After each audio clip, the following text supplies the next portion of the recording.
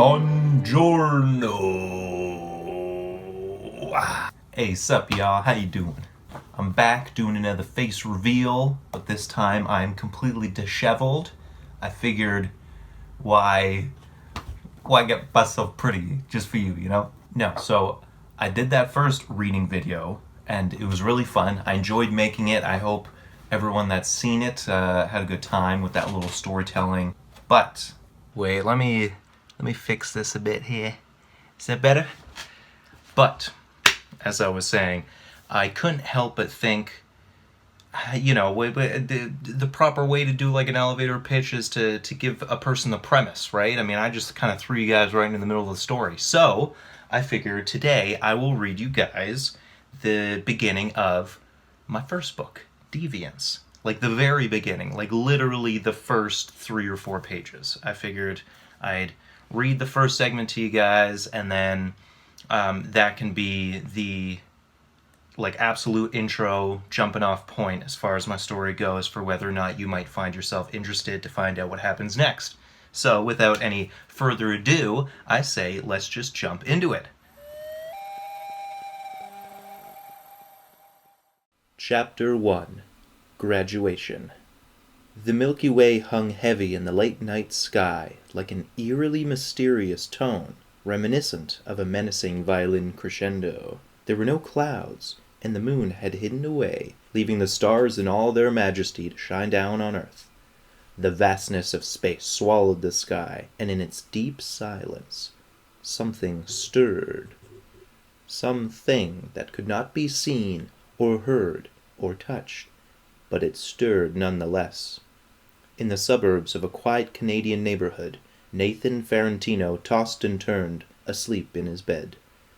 Darkness pressed around him on all sides as his eyelids flickered, pupils racing to and fro beneath them. As though his body sensed a change, his brow furrowed unconsciously, nostrils flaring. "Beware the quarter of year," a faceless feminine voice projected faintly out from the darkness. Her voice sounded ancient beyond recognition. "For in its time, fire and darkness will descend, the likes of which your kind has never seen." The melodic speaker's words drifted, trailing away. "You alone must stop it." As the ethereal voice faded, Nathan's unconscious mind twisted and distorted shapes and subtle flashes of light that created endless fractal loops of futures unseen. There was an overwhelming feeling of something just out of reach, omnipotent in its presence. Colors and shapes swirled together, defying reality and objecting realism. Wait, there was something. It was a 2-dimensional orb, like a perfect cylindrical cutout of space-time, and it was zooming in from the background until existence flattened again to pitch black. Inside the cutout, Nathan saw his own face. He reached out with his skinny, pale arm to touch the center. As he did so, his fingers morphed like the reflection of an orb until it covered the circle's surface. When he pulled his hand back to reveal his face once more, he only saw darkness. Beneath that darkness, though, it became eerily apparent that there was a shadow of a figure. It stood where Nathan once was, slowly becoming visible. A dark creature was staring back at him from within the orb. It was barely visible before disappearing, but it was just enough to disturb Nathan. The face was notably demonic, twisted with 3 eyes and a wide grin. But the horror soon fuzzed away to static sound. The static swirled around until transforming into voices. They were familiar to Nathan, but he couldn't make out what they were saying. Then one word began to stick out, one word which he immediately recognized. Nathan. Again and again they called his name. He recognized the voices of old friends and family members, calling out to him from distant memories. Winds began to build, making Nathan's mind uneasy. Quickly enough, he began automatically focusing on specific voices, and a chorus of conversations began, one bleeding into the next, with a sea of chaos behind them. "Over here," one boy yelled. "You never want to see me succeed," Nathan heard himself say. "I don't think you're ready," said a coarse, unfamiliar man. "Just give it back," his younger self pleaded. Rising anxiety spilled over at an overwhelming rate. "I love you so much." That voice was familiar, but the phrase was not. That was the voice of Vivian, a girl from Nathan's school, but she had never said that to him before. What? His voice echoed. Am I? He didn't know why he said it, but the echo brought a silence to the void, and a deep, menacing, masculine voice answered back. Human.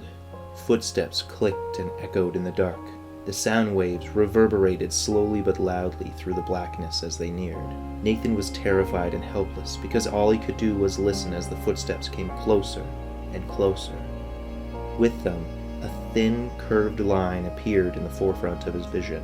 It grew, changing from a simple line to the silhouette of a man in a suit. The man moved forward every few steps like someone on a wrong airport walkway, until one last click, and it all cut away with a tremendous boom. The sensation shook Nathan to his core. Yahweh, the rumble wailed. With the sound came flashes of images Nathan had never seen before. He saw himself crying, sitting with his back to a fence, then lifting logs onto a truck, followed by him having drinks at a bar with strangers who he treated like friends. He saw Vivian's face smiling at him. Then he was alone in the woods, looking at a tree limb that was floating in the air. It flashed away to both Vivian and him riding motorcycles together down a vacant highway in the sunset. He was happy, and so was she, but she looked worried. And as quickly as it came, it was gone, and Nathan jolted awake. Okay, there you have it. That is the very first segment of my first book, Deviance. Hopefully you guys enjoyed it. Let me know whether you enjoyed it or not. I mean, I love criticism. I'm just putting this stuff out here for you guys. I want to try to appease the masses, I don't know.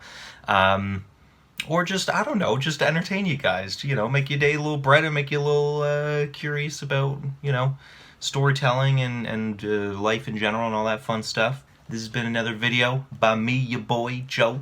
And I'll see you guys next time. Adios. Adios, amigos. Ciao. See ya. Au revoir, mon ami. Bonsoir. Bon voyage. Goodbye. See ya.